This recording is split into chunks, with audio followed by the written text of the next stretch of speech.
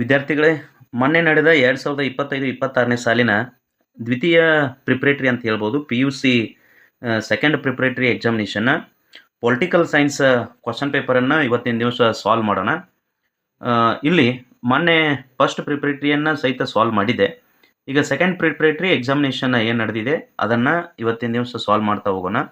ಅಂದ್ರೆ ನೀವು ಒಂದು 3 ಪ್ರಿಪ್ರೇಟರಿ ಎಕ್ಸಾಮಿನೇಷನ್ನ ನೆಕ್ಸ್ಟ್ ಒನ್ ಬರೋದು ಯಾವುದು ಅಂತಂದ್ರೆ ಮಾಡೆಲ್ ಕ್ವಶನ್ ಪೇಪರ್ಸ್ ಏನು ಬಿಟ್ಟಾರಲ್ಲ ಅವುಗಳನ್ನು ನೀವು ಪರ್ಫೆಕ್ಟ್ ಮಾಡಿದ್ರಿ ಅಂತಂದ್ರೆ ಟೋಟಲಿ ಒಂದು 60ರಿಂದ 70 ಮಾರ್ಕ್ಸ್ ನಿಮಗೆ ಖಂಡಿತ ಬರ್ಬೋದು ಇದರಲ್ಲಿ. ಹಾಗೆ ನೋಡ್ತಾ ಹೋಗೋಣ. ಯಾಕಂತಂದ್ರೆ ಇಲ್ಲಿ MCQ ಕ್ವಶನ್ಸ್ ಆಗಿರ್ಬೋದು, ಆಮೇಲೆ ಪಿಲಿಂದ ಬ್ಲ್ಯಾಂಕ್ಸ್ ಆಗಿರ್ಬೋದು, ಹೊಂದಿಸಿ ಬರೆಯಿರಿ ಆಗಿರ್ಬೋದು, ಯಾವುದೂ ಅವುಗಳನ್ನು ಬಿಟ್ಟು ಕೇಳೋದಿಲ್ಲ. ಎಲ್ಲಾದರೂ ಒಂದು ಸ್ವಲ್ಪ ಕೇಳ್ಬೋದು, ಬಟ್ ಇವೇ ಜಾಸ್ತಿ ಇಂಪಾರ್ಟೆಂಟ್ ಬರುವಂಥವು. ಹಾಗಿದ್ಮೇಲೆ ನೋಡೋಣ ಒನ್ ಬೈ ಒನ್ನ. ಇಲ್ಲಿ ಫಸ್ಟ್ ನೋಡ್ರಿ, ಫಸ್ಟ್ ಮೇನ್ MCQ ಕ್ವಶನ್ಸ್ ಕೊಟ್ಟಾರ. ನೋಡೋಣ, ಅಧಿಕಾರವನ್ನು ಕಂಪನಿಯಿಂದ ಕ್ರೌನ್ಗೆ ಬದಲಾಯಿಸಿದ ಕಾನೂನು ಅಂತ ಕೇಳ್ಯಾರ. ಇಲ್ಲಿ ಫಸ್ಟ್ ಒಂದು ಲೆಸನ್ ಒಳಗಡೆ ಬರುವಂಥದ್ದು ಇದು 1858 ಕರೆಕ್ಟ್ ಆನ್ಸರ್ ಅಂತೇಳಿ ಆಗುತ್ತೆ. ಯಾಕಂತಂದ್ರೆ ಇಲ್ಲಿ ಫಸ್ಟ್ ಲೆಸನ್ ಒಳಗಡೆ ಕೆಲವೊಂದು ಇಯರ್ ಮೇಲ್ಗಡೆನೇ ಕ್ವಶನ್ಸ್ ಜಾಸ್ತಿ ಬರ್ತಿರ್ತಾವ. ಯಾಕಂತಂದ್ರೆ ಅದೇ ಇಂಪಾರ್ಟೆಂಟ್. ಅದರೊಳಗಡೆ ಸ್ವಲ್ಪ ಇಯರನ್ನು ನೋಡ್ತಾ ಹೋಗ್ರಿ ಫಸ್ಟ್ ಲೆಸನ್ ಒಳಗಡೆ. ಇನ್ನು ಸೆಕೆಂಡ್ ಒನ್, ಭಾರತದ ಪ್ರಸ್ತುತ ಮುಖ್ಯ ಚುನಾವಣಾ ಆಯುಕ್ತರು ಅಂತ ಕೇಳ್ಯಾರ. ಇಲ್ಲಿ ಜ್ಞಾನೇಶ್ ಕುಮಾರ್ ಅಂತೇಳಿ ನಾವು ಕರೆಕ್ಟ್ ಅಂತೇಳಿ ಹಾಕೋಣ. ಯಾಕಂತಂದ್ರೆ ಪ್ರಸ್ತುತ ಇರೋರು ಅವರೇ. ಅಕಸ್ಮಾತ್ ಈಗ ಪ್ರಸ್ತುತ ಇರಲಾರ್ದ ಆ ಬುಕ್ಸ್ ಒಳಗಡೆ ಇರುವಂಥವ್ರು ಕೇಳ್ತಾರ, ಈ ಪ್ರಸ್ತುತ ಮುಖ್ಯ ಚುನಾವಣಾ ಆಯುಕ್ತರು ಅಂತೇಳಿ ಜ್ಞಾನೇಶ್ ಕುಮಾರ್ ಕೊಡ್ಲಾರ್ದ ಈ ವಾಸಿಂ ಜೈದಿ ಅಂತೇಳಿ ಬುಕ್ಸ್ ಒಳಗಡೆ ಲಾಸ್ಟ್ ಇರುವಂಥದ್ದು ಈ ಟೈಪ್ ಕೇಳ್ಬೋದು. ಈಗ ಪ್ರೆಸೆಂಟೇಷನ್ ಯಾರ್ಯಾರು ಅದಾರ ನೋಡ್ರಿ, ಅವುಗಳನ್ನು ಸ್ವಲ್ಪ ನೋಡ್ಕೊಳ್ಳೋದು ಕರೆಕ್ಟ್ ಅನ್ಸತ್ತೆ. ಇನ್ನು ಆಡಳಿತದ ಪ್ರಾಥಮಿಕ ಘಟಕ ಅಂತ ಕೇಳ್ಯಾರ, ಜಿಲ್ಲಾಡಳಿತ ಅಂತೇಳಿ ಕರೆಕ್ಟ್ ಬರಿತೀವಿ. ಡಿಸ್ಟ್ರಿಕ್ಟ್ ಅಡ್ಮಿನಿಸ್ಟ್ರೇಷನ್ ಅಂತೇಳಿ ಕರಿತೀವಿ, ಅದು ಕರೆಕ್ಟ್ ಆಗುತ್ತೆ. ಆಮೇಲೆ ಈ ಟೈಪ್ ಕೆಲವೊಂದು ಚಿತ್ರಗಳನ್ನು ಕೊಡುವಂಥದ್ದು. ಈಗ ಈ ಚಿತ್ರ ನೋಡಿದ್ರೆ ನಮಗೆ ಗೊತ್ತಾಗ್ಬಿಡ್ತೈತಿ, ಮಹಿಳೆಯರಿಗೆ ಶಿಕ್ಷಣವನ್ನು ಪ್ರಾರಂಭಿಸಿದ ಪ್ರಥಮ ಶಿಕ್ಷಕಿ ಅಂತ ಕರಿತೀವಿ, ಸಾವಿತ್ರಿಬಾಯಿ ಪುಲೆ ಅಂತ ಹೇಳಿ ಕರಿಬಹುದು. ಇದೇ ಟೈಪ್ ಬೇರೆ ಬೇರೆ ಪಿಕ್ಚರ್ಸ್ ಅನ್ನು ಬರ್ಬೋದು. ಸಾಲುಮರದ ತಿಮ್ಮಕ್ಕ ಬರ್ಬೋದು, ಅಥವಾ ಮತ್ತೊಂದು ಈ ರೈತ ಹೋರಾಟ ಅಂತ ಹೇಳಿದಾವ, ದಲಿತ ಹೋರಾಟ ಅಂತ ಹೇಳಿದಾವ, ಹಿಂದುಳಿದ ವರ್ಗದ ಹೋರಾಟಗಳು ಅಂತ ಹೇಳಿದಾವ. ಅದರೊಳಗಡೆ ಕೆಲವೊಂದು ಪಿಕ್ಚರ್ ಅಂತೇಳಿ ಇರ್ತಾವ. ಆ ಪಿಕ್ಚರ್ಗಳನ್ನು ನೀವು ನೋಡ್ಕೊಂಡ್ರೆ ಕಂಪಲ್ಸರಿ ಬರುವಂಥದ್ದು. ಇನ್ನು ನೆಕ್ಸ್ಟ್ ಒನ್ ಬರುವಂಥದ್ದು ಫಿಫ್ತ್ ಕ್ವಶನ್ RT ವಿಸ್ತೃತ ರೂಪ ಅಂತ ಕೇಳ್ಯಾರ. ರೈಟ್ ಟು ಎಜುಕೇಷನ್ ಅಂತೇಳಿ ಕರೆಕ್ಟ್ ಆಗತ್ತಾ? ಈ ಟೈಪನು ಒಂದು ಕ್ವಶನ್ಸ್ ಬರುತ್ತೆ ಅಂತ ಹೇಳ್ಬೋದು. ಇನ್ನು ನೆಕ್ಸ್ಟ್ ಯಾವುದು ಅಂತಂದ್ರೆ ಸೆಕೆಂಡ್ ಮೇನ ಏನು ಕೇಳ್ಯಾರ, ಬಿಟ್ಟ ಸ್ಥಳಗಳನ್ನು ತುಂಬಿರಿ ಅಂತ ಕೇಳ್ಯಾರ. ಅಂದರೆ fill in the blanks questions ಈ ಟೈಪು ಬರ್ಬೋದು. ಹಾಗಿದ್ರೆ ನೋಡ್ರಲ್ಲೇ ಅಲ್ಲಿ ಕೊಟ್ಟಿರ್ತಾರೆ. ಯಾಕಂತಂದ್ರೆ ಬ್ರಕೆಟ್ ಒಳಗಡೆ ಆಪ್ಷನ್ಸನ್ನು ಕೊಟ್ಟಿರ್ತಾರೆ, ಒಂದು ಜಾಸ್ತಿ ಕೊಟ್ಟಿರ್ತಾರೆ ಅಷ್ಟೇ. ನಿಮಗೆ ಯಾವ್ಯಾವ ಸ್ಪಷ್ಟವಾಗಿ ಬರ್ತಾವಲ್ಲ ಅವುಗಳನ್ನು ಏನು ಮಾಡ್ರಿ, ಫಸ್ಟ್ ಒನ್ನ ಬರ್ಕೊಳ್ಳೋದು. ಈಗ ನೋಡ್ರಿ, ಭಾರತದ ಚುನಾವಣಾ ಆಯೋಗದ ಆಯುಕ್ತರ ಅಧಿಕಾರಾವಧಿ ಅಂತ ಕೇಳ್ಯಾರ. ಇಲ್ಲಿ 6 ವರ್ಷಗಳು, ಅಲ್ಲಿ 5 ಅಂತ ಕೊಟ್ಟಾರ. ಇಲ್ಲೇ ಸ್ವಲ್ಪ ಡಿಫ್ರೆನ್ಸ್ ಮಾಡಿರುವಂಥದ್ದು. ಇಂಥದ್ರೆ ಒಂದು ನೀವು ಕರೆಕ್ಟಾಗಿ ಮಾಡ್ಕೊತ ಹೋದ್ರಿ ಅಂತಂದ್ರೆ ಅವು ತಾನಾಗೆ ಒಂದಕ್ಕೊಂದು ಕರೆಕ್ಟಾಗಿ ಬರ್ತಾ ಹೋಗ್ತಾವ. ಹಾಗಿದ್ರೆ ಭಾರತದ ಚುನಾವಣಾ ಆಯೋಗದ ಆಯುಕ್ತರ ಅಧಿಕಾರಾವಧಿ 6 ವರ್ಷಗಳು ಅಂತ ಹೇಳ್ತೀವಿ, ಅಥವಾ 65 ವರ್ಷಗಳು ನಾವು ಹೇಳ್ಬೋದು. ಅವ್ರದ್ದು 65 ಇಯರ್ಸ್ ಆರ್ 6 ಇಯರ್ಸ್ ಅಂತೇಳಿ. ಇನ್ನು ಇವರು ನರ್ಮದಾ ಬಚಾವೋ ಆಂದೋಲನದ ನಾಯಕರಾಗಿರುವರು ಅಂತ ಕೇಳ್ಯಾರ. ಮೇಧಾ ಪಾಟ್ಕರ್ ಅಂತೇಳಿ ಕರೆಕ್ಟ್ ಆನ್ಸರ್ ಆಗುತ್ತೆ. ಇನ್ನು ಭ್ರಷ್ಟಾಚಾರದ ವಿರುದ್ಧ ಭಾರತ ಆಂದೋಲನವನ್ನು ಮುನ್ನಡೆಸಿದವರು ಯಾರು ಅಂತ ಕೇಳ್ಯಾರ. ಅಣ್ಣಾ ಹಜಾರೆ, ಕರೆಕ್ಟು. ಇನ್ನು ಈ ಟೈಪ್ ಕೇಳ್ತಾರೆ. 9ನೇ ಕ್ವಶನ್ ಐತೆ ನೋಡ್ರಿ, ಇಂಥದ್ದು ಯಾವುದು ಇದು ಭಯೋತ್ಪಾದನಾ ಸಂಘಟನೆ ಯಾವುದು ಅಂತ ಕೇಳ್ಬೋದು. ತಾಲಿಬಾನ ಅಥವಾ LTT ಅಥವಾ ಮತ್ತೊಂದು ಕೇಳ್ತಾರೆ. ಈ ಟೈಪ್ ಕ್ವಶನ್ಸು ಬರುವಂಥದ್ದು. ಇನ್ನು ನೆಕ್ಸ್ಟ್ ಒನ್ 10th ಒನ್, ಭದ್ರತಾ ಮಂಡಳಿಯ ಕಾಯಂ ಸದಸ್ಯರ ಸಂಖ್ಯೆ 5 ಅಂತೇಳಿ, ಅಥವಾ ಇನ್ನೂ ಕೇಳ್ಬೋದು 10, ಅದರೊಳಗಡೆ ಇಂಡಿಯಾನು ಒಂದು ಸೇರುತ್ತೆ. ಈ ಟೈಪು ಕ್ವಶನ್ಸ್ ಕೇಳ್ಬೋದು. ಸ್ವಲ್ಪ ನೆನಪಿಟ್ಕೊಳ್ತಾ ಹೋಗೋದು ಭಾಳ ಉತ್ತಮ. ಇನ್ನು ನೆಕ್ಸ್ಟ್ ಮೇನ್ ಬಂದ್ಬಿಟ್ಟು, ಈ ನೆಕ್ಸ್ಟ್ ಮೇನಲ್ಲಿ ಹೊಂದಿಸಿ ಬರೆಯಿರಿ, ಮ್ಯಾಚ್ ದ ಫಾಲೋಯಿಂಗ್ ಅಂತ ಕೇಳ್ಯಾರ. ಇಲ್ಲಿ ವಿಧವಾ ಪುನರ್ವಿವಾಹ ಕಾಯ್ದೆ, ಲೀಗ್ ಆಫ್ ನೇಷನ್ಸ್, ದ ರಿಪಬ್ಲಿಕ, ಸಮಗ್ರ ಅಣ್ವಸ್ತ್ರ ಪ್ರಸರಣ ನಿಷೇಧ ಒಪ್ಪಂದ ಅಂತ ಕೇಳ್ಯಾರ, ಲಿಬರೇಷನ್ ಟೈಗರ್ಸ್ ಆಫ್ ತಮಿಳ್ ಈಲಂ ಅಂತೇಳಿ ಈ ಟೈಪ್ ಕೇಳ್ಯಾರ. ನಮಗೆ ಗೊತ್ತಾಗಿಬಿಡ್ತೈತಿ. ಈಗ ದ ರಿಪಬ್ಲಿಕ ಅನ್ನುವಂಥದ್ದು ಜೀನ್ ಬೋರ್ಡಿನ ಬರೆದಂಥ ಒಂದು ಬುಕ್ಸು ಅವ್ರದ್ದು. ಇಲ್ಲಿ ಸ್ಪಷ್ಟವಾಗಿ ಗೊತ್ತಾಯಿತು, ಅದನ್ನು ಪಾಯಿಂಟ್ಔಟ್ ಮಾಡ್ಕೋಬೇಕು. ಹಿಂಗೆ ನಿಮಗೆ ಯಾವುದು ಸ್ಪಷ್ಟವಾಗಿ ಫಸ್ಟ್ ಬರುತ್ತಲ್ಲ ಅವುಗಳನ್ನು ಪಾಯಿಂಟ್ಔಟ್ ಮಾಡ್ಕೊಂಡ್ರೆ ಇವು ಅಷ್ಟೂ ತಾನಾಗೆ ಬರುವಂಥದ್ದು. ಹಾಗಿದ್ರೆ ನೋಡೋಣ, ವಿಧವಾ ಪುನರ್ವಿವಾಹ ಕಾಯ್ದೆ ಒಂದೇದು 1856 ಒಳಗಡೆ ಅದು ಎಸ್ಟಾಬ್ಲಿಷ್ಮೆಂಟ್ ಆಯಿತು, ಜಾರಿಗೆ ಬಂತು. ಹೀಗಾಗಿ 1856 ಈ ಆನ್ಸರ್ ಕರೆಕ್ಟ್. ಇನ್ನು ಲೀಗ್ ಆಫ್ ನೇಷನ್ಸ್ ಅಂತ ಕೇಳ್ಯಾರ. 1920, 1945 ಒಳಗಡೆ UNO ಜಾರಿಗೆ ಬಂತು. ಬಟ್ ಲೀಗ್ ಆಫ್ ನೇಷನ್ಸ್ ಜಾರಿಗೆ ಬಂದಿದ್ದು 1920 ಒಳಗಡೆ, 1920 ಅಂತ ಕರಿತೀವಿ. ಆಮ್ಯಾಗ ದ ರಿಪಬ್ಲಿಕ ಜೀನ್ ಬೋರ್ಡಿನ್ ಬರೆದಂಥ ಒಂದು ಕೃತಿ. ಕೆಲವೊಬ್ಬರು ಕೆಲವೊಂದು ಥರ ಬರೆದಿರ್ತಾರೆ. ಈಗ ನೋಡ್ರಿ, ಯಾರ್ಯಾರು ಈ ಸಾಕ್ರೆಟಿಸ, ಪ್ಲೇಟೋ, ಅರಿಸ್ಟೋಟಲ್ ಈ 3 ಮಂದಿ ಹೆಸರುಗಳನ್ನು ನೆನಪಿಟ್ಕೊಡ್ರಿ. ಇನ್ನು ದ ರಿಪಬ್ಲಿಕ ಜೀನ್ ಬೋರ್ಡಿನ್ ಬರೆದಂಥದ್ದು, ಅವ್ರ ಕೃತಿಗಳು, ಈ ಟೈಪ್ ಕೃತಿಗಳ ಮೇಲಗಡೆನ ಒಂದು ಕ್ವಶನ್ಸ್ ಕಂಪಲ್ಸರಿ ಬರುವಂಥದ್ದು. ಆಮ್ಯಾಗ ಸಮಗ್ರ ಅಣ್ವಸ್ತ್ರ ಪ್ರಸರಣ ನಿಷೇಧ ಒಪ್ಪಂದ, ಇದು ಏನಪ್ಪಾ ಅಂತಂದ್ರೆ ಅಲ್ಲಿ CTBT ಅಂತೇಳಿ ಕರಿಬಹುದು. ಅಂದ್ರೆ ಇದನ್ನ ಇಂಗ್ಲೀಷ್ ಒಳಗಡೆ ಏನು ಮಾಡ್ಯಾರ, ಇಂಗ್ಲೀಷ್ ಒಳಗಡೆ ಇದ್ದಿದ್ದ ಕನ್ನಡ ಒಳಗೆ ಕೊಟ್ಟಾರ. ಇಂಗ್ಲೀಷ್ ಒಳಗಡೆ ಸ್ಪಷ್ಟವಾಗಿ ನಿಮ್ಗೆ ಗೊತ್ತಾಗ್ಬಿಡ್ತೈತಿ, ಬಟ್ ಕನ್ನಡ ಒಳಗಡೆ ಸ್ವಲ್ಪ ಟಫ್ ಆಗುವಂಥದ್ದು ಅಷ್ಟೇ. ಆಮ್ಯಾಗ ಲಿಬರೇಷನ್ ಟೈಗರ್ಸ್ ಆಫ್ ತಮಿಳ್ ಈಲಮ್ಮ, ಇದು LTT ಅಂತೇಳಿ ಹೇಳ್ಬೋದು. ತಮಿಳುನಾಡು ಒಳಗಡೆ ಇರುವಂಥ ಒಂದು ಭಯೋತ್ಪಾದಕ ಸಂಘಟನೆ ಅಂತೇಳಿ ಅವಾಗ ಅದನ್ನು ಕನ್ಸಿಡರ್ ಮಾಡಿದ್ರು LTT ಅಂತೇಳಿ. ಇದು ಕರೆಕ್ಟ್ ಆನ್ಸರ್. ಇನ್ನು ನೆಕ್ಸ್ಟ್ ಒಂದು 1 ಮಾರ್ಕ್ಸ್ ಕ್ವಶನ್ಸ್ ಬರ್ತಾವೆ ನೋಡ್ರಿ, 5 ಕ್ವಶನ್ಸ್. ಇವು ಭಾಳ ಈಸಿ ಇರ್ತಾವ, ಸ್ವಲ್ಪ ನೋಡ್ತಾ ಹೋಗೋಣ. ನೋಡ್ರಿ 12ನೇ ಕ್ವಶನ್, ಯಾವ ಸಭೆಯು ಮಧ್ಯಂತರ ಸರ್ಕಾರವನ್ನ ರಚಿಸಿತು ಅಂತ ಕೇಳ್ಯಾರ. ಇಲ್ಲಿ ಕಾನ್ಸ್ಟಿಟ್ಯೂಯೆಂಟ್ ಅಸೆಂಬ್ಲಿ ಅಂತ ಬರೆದ್ರೆ ಕರೆಕ್ಟ್ ಆಗುತ್ತೆ. ರಚನಾ ಸಮಿತಿ ಮಧ್ಯಂತರ ಸರ್ಕಾರವನ್ನ ರಚನೆ ಮಾಡಿತು. 1945 ಏನ ಮಧ್ಯಂತರ ಸರ್ಕಾರ ಇತ್ತು ನೋಡ್ರಿ, ಅದನ್ನ ರಚನೆ ಮಾಡಿರುವಂಥದ್ದು. ಇನ್ನು ನೆಕ್ಸ್ಟ್ ಒಂದು ಪಂಚಮರು ಅಂದ್ರೆ ಯಾರು ಅಂತ ಕೇಳ್ಯಾರ. ಅಸ್ಪೃಶ್ಯರು, ಹಿಂದುಳಿದ ವರ್ಗದವರು, ದಲಿತರಿಗೆ ಪಂಚಮರು ಅಂತೇಳಿ ಕರೀತಾರ. ಇನ್ನು ಸಾಲು ಮರದ ತಿಮ್ಮಕ್ಕ ಯಾವ ಜಿಲ್ಲೆಗೆ ಸೇರಿದಾರ ಅಂತ ಕೇಳ್ತಾರ. ರಾಮನಗರದ ಮಾಗಡಿ ಅಂತೇಳಿ ಕರಿಬಹುದು. ರಾಮನಗರ ಡಿಸ್ಟಿಕ್ಕು ಮಾಗಡಿ ತಾಲೂಕು ಅವ್ರದ್ದು ಊರು ಅಥವಾ ಜಿಲ್ಲೆ ಅಂತ ರಾಮನಗರ ಬರೆದ್ರೆ ಮುಗೀತು. ಇನ್ನು ವರ್ಣಭೇದ ನೀತಿ ಅಂದ್ರೆ ಎಂತಂದ್ರೆ ಏನು ಅಂತಂದ್ರೆ ವರ್ಣಗಳು, ಬಣ್ಣಗಳನ್ನು ನೋಡಿ ಮೇಲು ಕೀಳು ಅಂತೇಳಿ ನಾವು ಕನ್ಸಿಡರ್ ಮಾಡೋದಕ್ಕೆ ಏನಂತ ಕರಿಬಹುದು, ವರ್ಣಭೇದ ನೀತಿ ಅಂತ ಕರಿಬಹುದು. ಅಲಿಪ್ತ ನೀತಿ ಅಂದರೆ ಏನು ಅಂತ ಕೇಳ್ಯಾರ. ಯಾವುದೇ ದೇಶದ ಬಲಿಷ್ಠ ಮಿಲಿಟರಿ ಸಂಘಟನೆಗೆ ಸೇರಿದಿರುವುದು. ನಮ್ಮ ಭಾರತೀಯ ವಿದೇಶಾಂಗ ನೀತಿ ಹೆಂಗೈತಿ ಅಂದ್ರೆ ಅಲಿಪ್ತ ನೀತಿ, ನಾನ್ ಅಲೈನ್ಮೆಂಟ್ ಥಿಯರಿ ನಾವು ಅಳವಡಿಸ್ಕೊಂತ ಬಂದಿವಿ. ಯಾವುದೇ ಬಲಿಷ್ಠ ದೇಶದ ಮಿಲಿಟರಿ ಸಂಘಟನೆಗೆ ನಾವು ಸೇರಿಲ್ಲ, ನಾವು ಯಾವುದೇ ಪಕ್ಷಕ್ಕೂ ಸೇರಿಲ್ಲ, ಯಾವ ದೇಶಕ್ಕೂ ನಾವು ಸಪೋರ್ಟ್ ಮಾಡದೇ ಇರೋದಕ್ಕೆ ನಾವು ಅಲಿಪ್ತ ನೀತಿ ಅಂತೇಳಿ ನಾವು ಕರಿತೀವಿ. ಇನ್ನು ಭಾಗ ಬಿ ಮೇನ್ ಐತೆ ನೋಡ್ರಿ, 2 ಮಾರ್ಕ್ಸ್ ಕ್ವಶನ್ಸ್. ಸ್ವಲ್ಪ ನೋಡ್ತಾ ಹೋಗೋಣ. ಈ ಟೈಪ್ ಇರ್ತಾವ, ಅದೇ ಟೈಪ್ ನೀವು ಬರಿತಾ ಸಂಕ್ಷಿಪ್ತವಾಗಿ ಬರೆದ್ರೆ ಮಾರ್ಕ್ಸ್ ಈಸಿಯಾಗಿ ನಿಮಗೆ ಸಿಗಬಹುದು. ಹಾಗಿದ್ರೆ ನೋಡ್ತಾ ಹೋಗೋಣ 1 by 1. ಪಾರ್ಟ್ ಬಿ ಒಳಗಡೆ ನೋಡ್ರಲ್ಲ, ಉಪಚುನಾವಣೆ ಎಂದರೇನು 17th ಒಂದು ಕ್ವಶನ್. ಏನು ಉಪಚುನಾವಣೆ ಅಂತಂದ್ರೆ, ಯಾರಾದರೂ ಹಾಲಿ ಸದಸ್ಯರು ರಾಜೀನಾಮೆ ಕೊಟ್ರ ಅಥವಾ ಸತ್ರ ಅಥವಾ ಅದರ ಪ್ಲೇಸ್ ಒಳಗಡೆ ಅನರ್ಹತೆಯಿಂದ ತೆರವಾದ ಸ್ಥಾನಕ್ಕೆ ಭರ್ತಿ ಮಾಡೋದಕ್ಕೆ ಏನಂತೇಳಿ ಕರಿತೀವಿ, ಉಪಚುನಾವಣೆ ಅಂತೇಳಿ ನಾವು ಕರಿತೀವಿ. ಇನ್ನು 18th ಒಂದು ಕ್ವಶನ್ ನೋಡ್ರಿ, ಕೇಂದ್ರ ಲೋಕಸೇವಾ ಆಯೋಗದ ಸದಸ್ಯರಿರುವ ಅರ್ಹತೆಗಳ ಯಾವುವು ಅಂತ ಕೇಳ್ಯಾರ.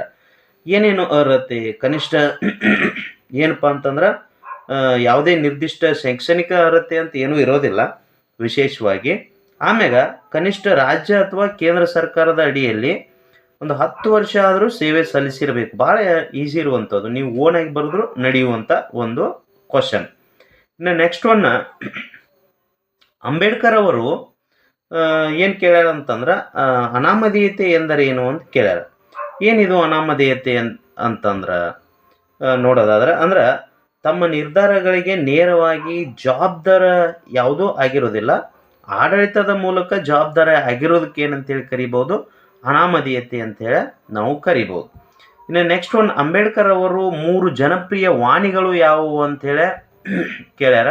ಯಾವುವು? ಶಿಕ್ಷಣ, ಸಂಘಟನೆ, ಹೋರಾಟ. ಇವು 3 ವರ್ಡ್ಸ್ ನಾವು ಬರೆದಿವಿ ಅಂತಂದ್ರೆ ಖಂಡಿತವಾಗ್ಲೂ 2 ಮಾರ್ಕ್ಸ್ ಸಿಗ್ತಾವ. ಇನ್ನು ನೆಕ್ಸ್ಟ್ ಒನ್, ನೆರೆಹೊರೆ ಶಾಂತಿ ಸಮಿತಿಗಳು ಎಂದರೇನು ಅಂತ ಕೇಳ್ಯಾರ. ಅಂದ್ರೆ ಸ್ಥಳೀಯ ಮಟ್ಟದಲ್ಲಿ ಕೋಮು ಸೌಹಾರ್ದತೆ, ಶಾಂತಿಯನ್ನು ಕಾಪಾಡಿಕೊಳ್ಳಲು ನಾಗರಿಕರು ಸ್ವಯಂ ಪ್ರೇರಿತವಾಗಿ ರಚಿಸಿಕೊಂಡ ಸಮಿತಿಗಳಿಗೆ ಏನಂತ ಕರಿಬಹುದು, ಯಾವುದು ನಾವು ನೆರೆಹೊರೆ ಶಾಂತಿ ಸಮಿತಿಗಳು ಅಂತೇಳಿ ನಾವು ಕರಿಬಹುದು. ನೆಕ್ಸ್ಟ್ ಒನ್, ಖಾಸಗೀಕರಣವು ಎಲ್ಲಿ ಮತ್ತು ಯಾವಾಗ ಪ್ರಾರಂಭವಾಯಿತು ಅಂತ ಕೇಳ್ಯಾರ. ಇದು ಯುನೈಟೆಡ್ ಕಿಂಗ್ಡಮ್ ಒಳಗೆ, ಬ್ರಿಟನ್ ಒಳಗಡೆ ಸ್ಟಾರ್ಟ್ ಆಯಿತು 1980 ಅಂತೇಳಿ. 2 ವರ್ಡ್ಸ್ ಬರೆದ್ರು ಇದು ಕರೆಕ್ಟ್ ಆಗುತ್ತೆ. ಇನ್ನು ನೆಕ್ಸ್ಟ್ ಒನ್, ಕೆಳಗಿನ ಚಿತ್ರವನ್ನು ನೋಡಿ ಉದಾಹರಣೆಯೊಂದಿಗೆ ಅದರ ಅರ್ಥವನ್ನು ಬರೆಯಿರಿ ಅಂತ ಕೇಳ್ಯಾರ. ಇದೇನಿಲ್ಲ, ಅಮೆರಿಕ ಫ್ಲಾಗ್ ಅಂತೇಳಿ ನಾವು ಕರಿಬಹುದು. ಅಂದ್ರೆ ಅಮೆರಿಕ ಸಂಯುಕ್ತ ಸಂಸ್ಥಾನದ ಇದು ಫ್ಲಾಗ, ಇದು ಬಲಿಷ್ಠ ರಾಷ್ಟ್ರ ಐತೆ. ಒಂದು 2 ಲೈನ್ ಬರೆದ್ರು ನೀವು ಕರೆಕ್ಟ್ ಅಂತೇಳಿ ಅನಿಸ್ಕೊಳ್ತೈತಿ. ಇನ್ನು ನೆಕ್ಸ್ಟ್ ಒನ್, ಭಾರತದ ವಿದೇಶಾಂಗ ನೀತಿಗೆ ಕೊಡುಗೆಯನ್ನು ನೀಡಿದ 2 ನಾಯಕರ ಹೆಸರನ್ನ ಬರೆಯಿರಿ ಅಂತ ಕೇಳ್ಬೋದು. ಅಲ್ಲಿ ವಿದೇಶಾಂಗ ನೀತಿ ಅಂತ ಅಂತಾರ. ವಿದೇಶಾಂಗ ನೀತಿಯ ಪಿತಾಮಹ ಅಂತ ಯಾರಿಗೆ ಕರಿತೀವಿ? ಜವಾಹರ್ಲಾಲ್ ನೆಹರೂಗೆ ನಾವು ಕರಿತೀವಿ. ಹಿಂಗಾಗಿ ಜವಾಹರ್ಲಾಲ್ ನೆಹರೂನ ಹೆಸರು ನಾವು ಬರಿಬಹುದು. ಆಮ್ಯಾಗ ಇಂದಿರಾ ಗಾಂಧಿ ಅವರ ಹೆಸರುಗಳನ್ನು ಬರಿಬಹುದು, ಅಥವಾ ಈಗ ಪ್ರೆಸೆಂಟ್ ಇರುವಂಥ ನರೇಂದ್ರ ಮೋದಿ ಅವರ ಹೆಸರನ್ನು ಕೂಡ ನೀವು ಬರಿಬಹುದು. ಇನ್ನು ನೆಕ್ಸ್ಟ್ ಒನ್, ಪಾರ್ಟ್ ಸಿ ಬಂದ್ಬಿಟ್ಟು. ಇನ್ನು ಪಾರ್ಟ್ ಸಿ ನೋಡ್ರಿ, ಟೋಟಲಿ 6 ಕ್ವಶನ್ಸ್ ಕೊಟ್ಟಿರುವಂಥದ್ದು, 5 ಮಾರ್ಕ್ಸ್ ಕ್ವಶನ್ಸ್ ಇವೆಲ್ಲಾನು. ಟೋಟಲಿ 6 ಕ್ವಶನ್ಸ್ ಇರ್ತಾವ. 30 ಮಾರ್ಕ್ಸ ನಮಗೆ ಈಸಿಯಾಗಿ ಪಡ್ಕೋಬಹುದು. ಪಾಯಿಂಟ್ಸ್ಗಳನ್ನು ನೆನಪಿಟ್ಕೊಂತ ಹೋದ್ರೆ ಸಾಕ. 25ನೇ ಕ್ವಶನ್ ಬಂದ್ಬಿಟ್ಟು ಏನು ಕೇಳ್ಯಾರ, ಪ್ರಥಮ ಭಾರತದ ಲೋಕಸಭಾ ಚುನಾವಣೆ ಬಗ್ಗೆ ಟಿಪ್ಪಣಿ ಬರೆಯಿರಿ ಅಂತ ಹೇಳಿ ಕೇಳಿರುವಂಥದ್ದು. ಏನಿಲ್ಲ, ಪ್ರಥಮ ಲೋಕಸಭಾ ಯಾವಾಗ ಸ್ಟಾರ್ಟ್ ಆಯಿತು, ಆಮ್ಯಾಗ ಎಲೆಕ್ಷನ್ಸ್ ಯಾವಾಗಾಯಿತು, ಏನೇನ ಪ್ರಧಾನಮಂತ್ರಿ ಯಾರಾದರು, ಆಮ್ಯಾಗ ಅದರೊಳಗಡೆ ವಿದೇಶಾಂಗ ಸಚಿವರು ಯಾರಿದ್ರು, ಆಮ್ಯಾಗ ಎಜುಕೇಷನ್ ಮಿನಿಸ್ಟರ್ ಯಾರಿದ್ರು, ಈ ಟೈಪ ಅದ್ರ ಬಗ್ಗೆ ಒಂದು 10ರಿಂದ 15 ಲೈನ್ ನೀವು ಟಿಪ್ಪಣಿಯನ್ನು ಬರೆದ್ರಿ ಅಂತಂದ್ರೆ ಮುಗಿದು ಹೋಗುತ್ತಾ. ಇನ್ನು 26th ಕ್ವಶನ್ನು, ಭಾರತದ ರಾಜ್ಯಗಳು ಮತ್ತು ಕೇಂದ್ರಾಡಳಿತ ಪ್ರದೇಶಗಳನ್ನು ಪಟ್ಟಿ ಮಾಡ್ರಿ ಅಂತ ಅಂದಾರ. ಭಾಳ ಈಸಿ, ನೀವು ಅಷ್ಟು ರಾಜ್ಯಗಳ ಹೆಸರನ್ನು ಬರೀರಿ. ಆಮ್ಯಾಗ ಈ ಟೆರಾಟೋರಿಯಲ್ ಸ್ಟೇಟ್ಸ್ ಅಂತ ಏನದಾವ ನೋಡ್ರಿ, ಅವುಗಳನ್ನು ಸಹಿತ ನೀವು ಮೆನ್ಷನ್ ಮಾಡಬೇಕು. ಇಲ್ಲಿ ನೋಡ್ರಿ, ಪ್ರತಿಯೊಂದು ಸ್ಟೇಟ್ ಹೆಸರುಗಳನ್ನು ನೀವು ನೆನಪಿಡುವಂಥದ್ದ. ಆಮ್ಯಾಗ ಯಾವುದು ಅಂತಂದ್ರೆ ಕೇಂದ್ರಾಡಳಿತ ಪ್ರದೇಶಗಳು ಅಂಥೇಳಿ ಬರ್ತಾವೆ.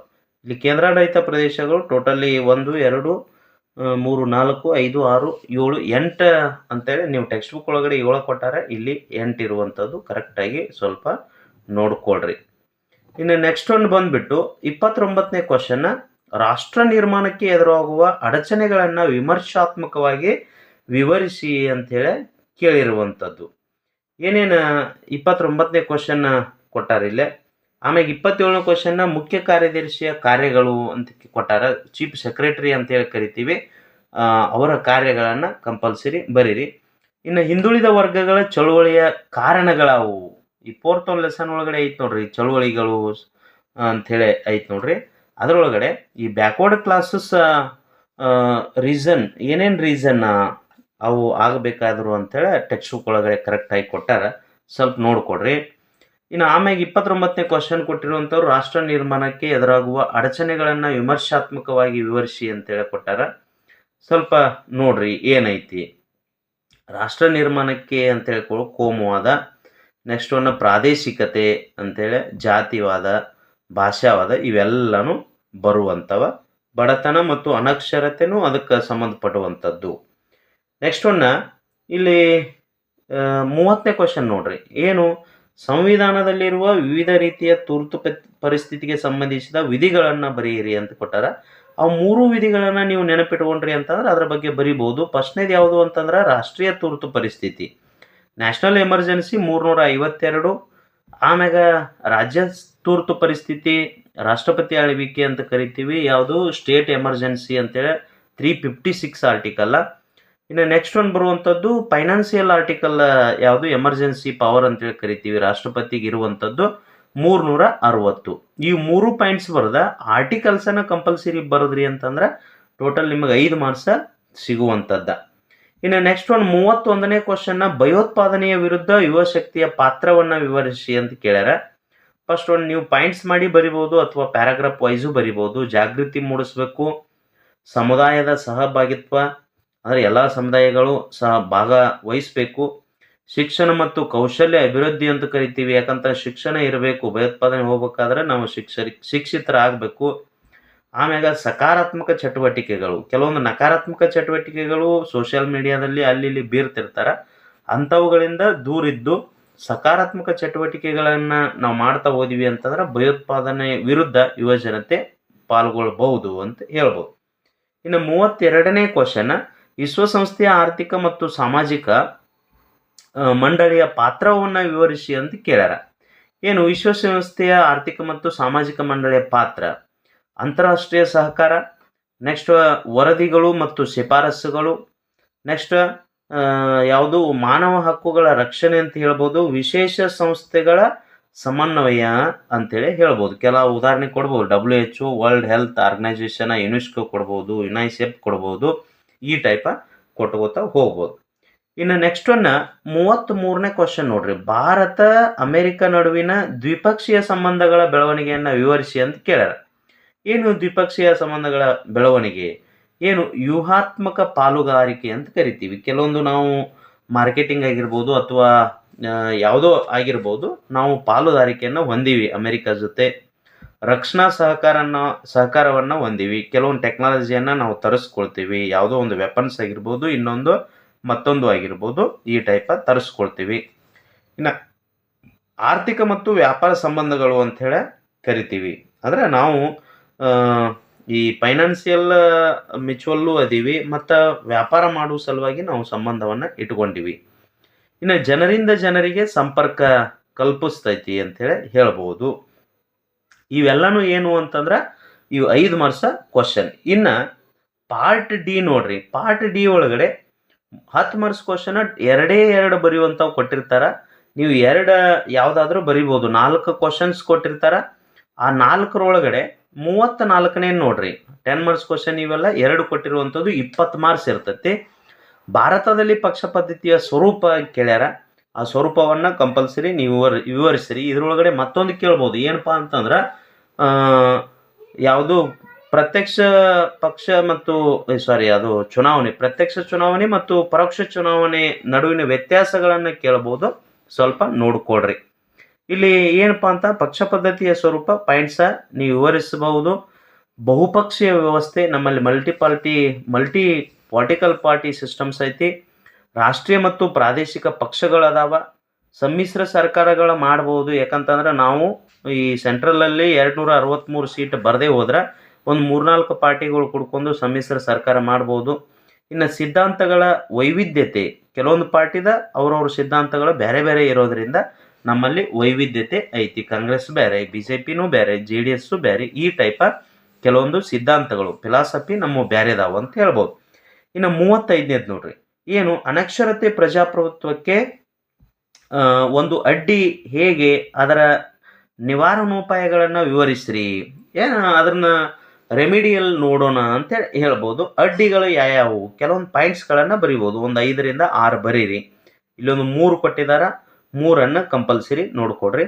ಆಮ್ಯಾಗ ನಿವಾರಣೋಪಾಯಗಳು ಏನೇನ, ಅಂದ್ರೆ ನಿವಾರಣೆ ಆಗಬೇಕಾಯ್ತು ಅಂತಂದ್ರೆ ಏನೇನ ಪ್ರಜಾಪ್ರಭುತ್ವ ಅಡ್ಡಿ ಆಗ್ಲಾರ್ದಂಗ ಅದನ್ನು ನೋಡ್ಕೋಬೇಕಾಯ್ತು ಅಂತ ಕೆಲವೊಂದು ನಿವಾರಣೋಪಾಯಗಳು ಬರ್ತಾವ. ಅವುಗಳನ್ನು ಸ್ವಲ್ಪ ಪಾಯಿಂಟ್ಸ್ ಮಾಡಿಕೊಂಡು ನೀವು ಬರೀರಿ. 5ರಿಂದ 6 ಪಾಯಿಂಟ್ಸ್ ಬರೀರಿ. ಇನ್ನು 36 ನೋಡ್ರಿ, ಉದಾರೀಕರಣದ ಅರ್ಥ ಮತ್ತು ಮಹತ್ವ ಮತ್ತು ರಾಜಕೀಯ ಪರಿಣಾಮಗಳನ್ನು ವಿವರಿಸಿ ಅಂತ ಕೊಟ್ಟಾರ. ಹಂಗಿತ್ತಂದ್ರೆ ಫಸ್ಟ್ ಒಂದು ಅರ್ಥ ಬರೀರಿ, ಅದರ ಮಹತ್ವ ಬರೀರಿ, ರಾಜಕೀಯ ಪರಿಣಾಮಗಳು ಅಂತೇಳಿ ನೋಡ್ಕೊತ ಹೋಗ್ರಿ. ಇವೆಲ್ಲ ಕರೆಕ್ಟ್. ಉದಾರೀಕರಣ ಎಂದರೆ ಆರ್ಥಿಕ ಚಟುವಟಿಕೆಗಳ ಮೇಲಿನ ಸರ್ಕಾರದ ನಿಯಂತ್ರಣ ಮತ್ತು ನಿರ್ಬಂಧಗಳನ್ನು ಸಡಿಲಗೊಳಿಸಿ ಖಾಸಗಿ ವಲಯ ಮತ್ತು ವಿದೇಶಿ ಹೂಡಿಕೆಗೆ ಹೆಚ್ಚಿನ ಅವಕಾಶಗಳನ್ನು ನೀಡೋದು. ಈ ಟೈಪ ಬರುವಂಥದ್ದು. ಇನ್ನು ನೆಕ್ಸ್ಟ್ ಒಂದು ನೋಡ್ರಿ, ಅದರ ಮಹತ್ವವನ್ನು ಬರೀರಿ. 4ರಿಂದ 5 ಪಾಯಿಂಟ್ಸ್ ಬರೀರಿ ಮಹತ್ವ. ಆಮ್ಯಾಗ ಬರುವಂಥದ್ದು ರಾಜಕೀಯ ಪರಿಣಾಮಗಳು, ಏನೇನು ಪರಿಣಾಮ ಆಕತಿ ಪೊಲಿಟಿಕಲ್ ದಿಂದ ಅಂತ ನೋಡೋದಾದ್ರೆ ಒಂದು 5ರಿಂದ 6 ಪಾಯಿಂಟ್ಸನ್ನು ನೀವು ಬರೀರಿ. ಇನ್ನು 37 ನೋಡ್ರಿ, ಅದು 2 ಬರೆಯೋದು. ಇಲ್ಲಿ 4 ಕ್ವಶನ್ಸ್ ಇರೋದ್ರಿಂದ 4 ಸ್ವಲ್ಪ ನೋಡೋಣ. ಭಾರತದ ವಿದೇಶಾಂಗ ನೀತಿಯ ಅರ್ಥ ಮತ್ತು ಮಹತ್ವವನ್ನು ವಿವರಿಸಿ. ಅಂದ್ರೆ ನಮ್ಮ ಭಾರತದ ಯಾವುದು ವಿದೇಶಾಂಗ ನೀತಿ, ಇಂಟರ್ನ್ಯಾಷನಲ್ ರಿಲೇಷನ್ಶಿಪ್ ಅಂತೇಳಿ ಕರಿತೀವಿ, ಆ ನೀತಿಯನ್ನು ನೀವು ಬರೀಬಹುದು. ಅರ್ಥ ಬರೀರಿ ಫಸ್ಟ್ ಒನ್ನ. ಆಮ್ಯಾಗ ಅದರ ಇಂಪಾರ್ಟೆನ್ಸ್ ಬರೀರಿ. ಶಾಂತಿ ಮತ್ತು ಭದ್ರತೆ, ಆರ್ಥಿಕ ಅಭಿವೃದ್ಧಿ, ಆಮ್ಯಾಗ ಅಂತಾರಾಷ್ಟ್ರೀಯ ಸಹಕಾರ, ಸಾರ್ವಭೌಮತ್ವ ಮತ್ತು ಸ್ವಾಯತ್ತತೆ, ಈ ಟೈಪ ಬರಿಬಹುದು. ಹಿಂಗೆ ನೀವು ಬರ್ಕೊಂತ ಹೋಗ್ರಿ. ಇನ್ನು ಪಾರ್ಟ್ ಇ ಕೊಟ್ಟಾರ. ಪಾರ್ಟ್ ಇ ಒಳಗಡೆ ಅದು ಹೆಚ್ಚಿನದಾಗಿ ಯಾರಿಗೆ ಸಂಬಂಧಪಡುವಂಥದ್ದು ಅಂತಂದ್ರೆ ಈ ಫಿಸಿಕಲ್ ಹ್ಯಾಂಡಿಕ್ಯಾಪ್ ಪರ್ಸನ್ಸ್ ಇರ್ತಾರಲ್ಲ ಅವ್ರಿಗೆ ಮಾತ್ರ ಸಂಬಂಧಪಡುವಂಥದ್ದು. ಇಲ್ಲಿ 3 ಕ್ವಶನ್ಸ್ ಕೊಟ್ಟಾರ ಅವರಿಗೆ. ಆ 3ಅನ್ನು ನೋಡ್ರಿ. ಭಾರತದ ಪ್ರಥಮ ಮಹಿಳಾ ಶಿಕ್ಷಕಿ, ಅವಳ ಬಗ್ಗೆ ಬರೀರಿ. ಅಥವಾ ಏನೂ ಕೊಟ್ಟಿಲ್ಲ, ಸಾವಿತ್ರಿಬಾಯಿ ಫುಲೆ ಅಷ್ಟೇ ಬರೆದ್ರೆ ಅವರಿಗೆ 1 ಮಾರ್ಕ್ಸ್ ಇರುತ್ತೆ. ಇನ್ನು ನೆಕ್ಸ್ಟ್ ಒಂದು ಶಕ್ತಿ ಬಣಗಳು ಎಂದರೇನು ಉದಾಹರಣೆ ಕೊಡಿ ಅಂತ ಕೇಳ್ಯಾರ. ಯಾವ್ಯಾವ ಶಕ್ತಿ ಬಣಗಳದಾವ ಅವಕ್ಕೆ ಉದಾಹರಣೆಗಳನ್ನು ನೀವು ಬರೀಬೋದು. ಇನ್ನು ಕೆಲವೊಂದು ಕೊಟ್ಟಿರ್ತಾರೆ, ಅದು ಆ್ಯಕ್ಚುಲಿ ನಿಮಗೆ ಸಂಬಂಧಪಟ್ಟಿರುವಂಥದ್ದಲ್ಲ. ಫಿಸಿಕಲ್ ಹ್ಯಾಂಡಿಕ್ಯಾಪ್ ಪರ್ಸನ್ಸ್ ಯಾರು ಇರ್ತೀರಿ ನೋಡ್ರಿ, ಅವರಿಗೆ ಮಾತ್ರ ಸಂಬಂಧಪಟ್ಟಿರುತ್ತೆ. ಅವರು ಹೆಚ್ಚಿನ ಮಾರ್ಕ್ಸನ್ನು ತಗೋಬಹುದು. ಓಕೆ, ಇಷ್ಟು ಏನಪ್ಪ ಅಂತಂದ್ರೆ ಇದು 2ನೇ ಪ್ರಿಪರೇಟರಿ ಎಕ್ಸಾಮಿನೇಷನ್ ಆನ್ಸರ. ಇದೇ ಟೈಪ ಬರಿತಾ ಹೋಗ್ರಿ, ಅಗದಿ ಈಸಿಯಾಗಿ ನೀವು ರೀಚ್ ಮಾಡ್ಬೋದು. ಓಕೆ, ಥ್ಯಾಂಕ್ ಯು, ನಮಸ್ಕಾರ.